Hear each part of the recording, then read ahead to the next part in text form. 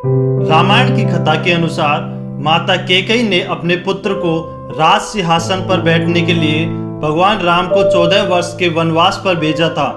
भगवान राम के लिए राजा दशरथ से वनवास मांगने के बाद माता कैकेयी को समस्त संसार में घृणा का पात्र बना दिया था।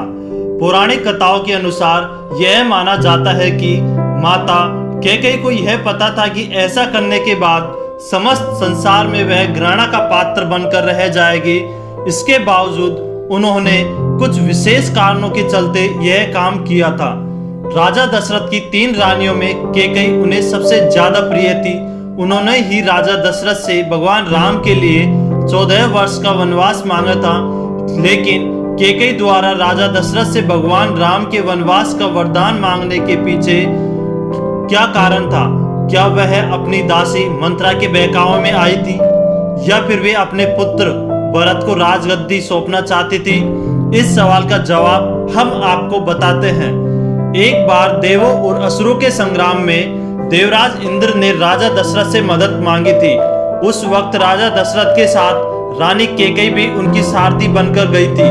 युद्ध भूमि में रानी कैकेयी ने राजा दशरथ की प्राणों की रक्षा की थी, जिससे खुश होकर राजा दशरथ ने कैकेयी से 2 वरदान मांगने को कहा था, लेकिन कैकेयी ने कहा कि वह समय आने पर वरदान मांगेगी।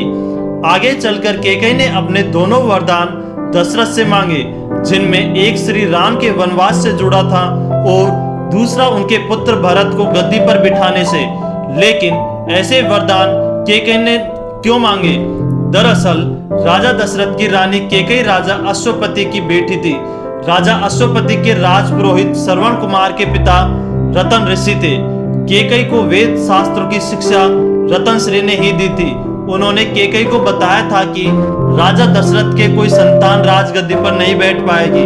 इसके साथ ही ज्योतिष गणना के आधार पर उन्होंने यह भी बताया था कि दशरथ की मृत्यु के बाद यदि 14 वर्ष के दौरान कोई संतान गद्दी पर बैठी तो रघुवंश का नाश हो जाएगा।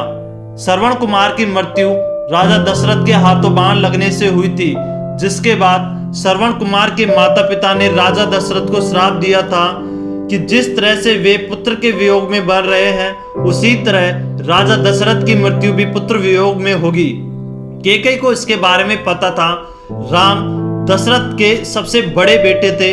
राजा दशरथ की मृत्यु पुत्र वियोग में होने का मतलब था कि राम की मृत्यु। कैकेयी राम से बहुत प्रेम करती थी और उन्हें खोना नहीं चाहती थी, इसलिए उन्होंने राम के लिए 14 वर्षों का वनवास मांग लिया।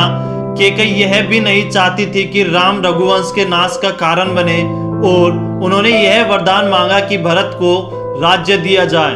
प्रभु श्री राम ने कभी माता कैकेयी को गलत नहीं कहा। साथ ही जब भरत ने अपनी माता को कटु वचन कहे तो प्रभु श्री राम ने उन्हें रोका भी। प्लीज हमारे चैनल को जरूर सब्सक्राइब कर देना। प्लीज जरूर सब्सक्राइब कर देना। आपके एक सब्सक्राइब से हमें बहुत मोटिवेशन मिलता है, इसलिए प्लीज हमारे चैनल को जरूर सब्सक्राइब कर देना।